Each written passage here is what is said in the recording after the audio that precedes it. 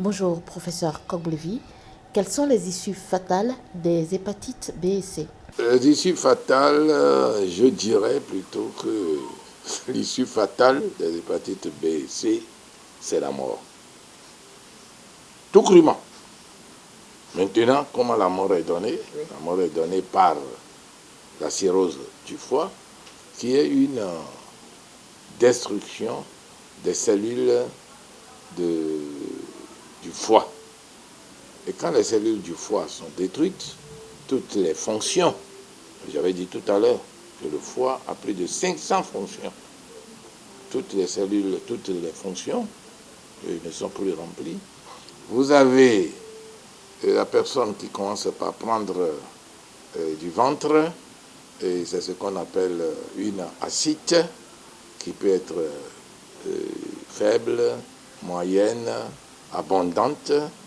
Vous avez le ventre qui grossit, qui grossit, qui grossit. Nous avons des photos que nous pouvons vous montrer. Et puis, en réalité, ce n'est pas... Dans une périodicité de combien de temps? Ah non, mais ça dépend de la résistance du patient et ça dépend de tout un tas de facteurs. Ça dépend de comment le patient était très voyant sur son alimentation, sur beaucoup de choses. Et ce qui m'étonne dans cette maladie, c'est que elle peut vous laisser pendant des années et des années avant de vous tuer. Mais elle peut être fulgurante, c'est-à-dire, elle peut vous tuer du jour au lendemain. Et on dit hier, on l'a vu, et il meurt. Oui. Parce que ça dépend de la fonction du foie que ça a touché. Et souvent, quand les gens voient les malades avec le gros ventre, on croit que le liquide se trouve dans la cavité abdominale. Non, pas du tout. C'est les tissus conjonctifs qu'il y a autour de la cavité. C'est là où le liquide s'accumule. Et pourquoi? Parce que c'est le foie qui draine le liquide. Et comme il n'est plus en mesure de le faire, ce liquide stagne dans pratiquement tout le corps. Et vous avez les pieds qui commencent par s'enfler, vous avez les mains qui commencent par s'enfler, vous avez le ventre qui s'enfle. J'ai vu un malade, c'est le seul que j'ai vu comme ça déjà, qui était gonflé depuis les pieds jusqu'à la tête. Tout était, il était vraiment un peu comme le petit bonhomme Michelin. Hein, et je vous dis, ça fait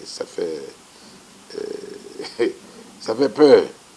Mais je vous dis, là, curieusement, et avec les traitements que nous avons faits, on est arrivé quand même à le remettre sur pied. Et il a guéri. Il a guéri. Bon, ça c'est la cirrhose. Le cancer, bon, cancer en latin, ça veut dire crabe. Et cancer, ce qui est mauvais chez les cancers, c'est que le cancer peut être au niveau du foie et se développer partout dans l'organisme. C'est ce qu'on appelle la métastase. Donc, un peu comme les tentacules du crabe peuvent aller très loin, c'est-à-dire quitter le corps du crabe et aller très loin, le cancer se trouve à un niveau donné, c'est le cancer primaire, et maintenant il peut se développer dans beaucoup de parties du corps et c'est terminé. Bon, et ne me demandez pas, si pour la cirrhose, il arrive qu'on réussisse avec notre traitement à remettre les gens sur pied, les malades sur pied, et pour les cancers du foie, pour l'instant, ne sont pas arrivés à faire quelque chose.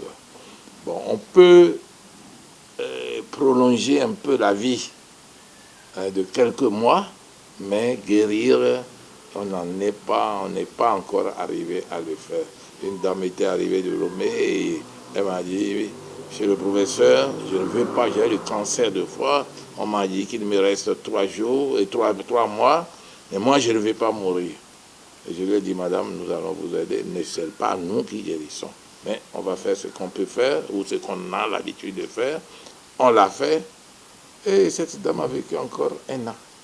Hein. Alors, pour elle, elle a dit, elle a confié à sa fille que toutes les autres années qu'elle a vécues ne sont rien par rapport aux 9 mois, que son lui avait donné 3, 9 mois qu'elle a vécu, elle les a vécus vraiment profondément et elle a dit beaucoup de choses à sa fille.